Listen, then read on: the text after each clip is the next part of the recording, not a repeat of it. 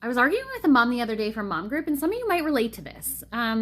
She was talking about how she had to send her kids to daycare, and she was complaining about it. And I asked her, like, if you don't want to send your kids to daycare, like, why didn't you look at other options? And she immediately, like, got defensive and was like, well, we don't have another choice. Like, what are the other options? And I told her, like, oh, I was in the same place. Like, I had raised my oldest son, and I sent him to daycare and all that things, and I didn't want to do that with my younger ones. So I decided to start an online business, and it took a while, but I've been really successful. And in the beginning, I worked on in the evenings. I worked in tiny little pockets of time. Even 30 minutes a day is still progress towards like leaving your job and staying home with your kids. And she still could not wrap her head around it. And it's not because she's not capable, but because it's so far outside of the reality of what she's been taught. She doesn't know anything else, right?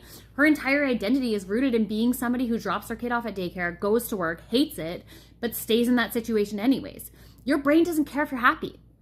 Your brain cares about familiarity. So you stay stuck. Your brain pulls you back. But the second you make a new decision, you create a new neural pathway. And the more you walk that path, the easier it becomes. That becomes your new normal. That becomes the new identity.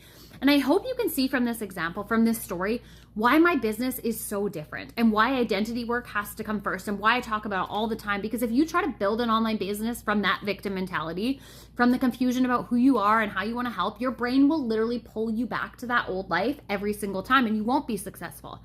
You have to rewire your brain. You have to step into who you were truly meant to be. And if you're listening to this and you're resonating with this mom, I want to invite you to check out my reality check. It's 10 minutes and it's going to give you that slap in the face moment. You need to realize that there is another reality available to you. You're not stuck. You're choosing to be stuck. And everything you actually want lives on the other side of a decision. What I'm doing right now, how I'm living, this is what deciding looks like. And it feels really good. And I really don't have a lot of things to complain about when I show up at these mom groups. So check out that, comment reality, and I'll just send it straight to your inbox.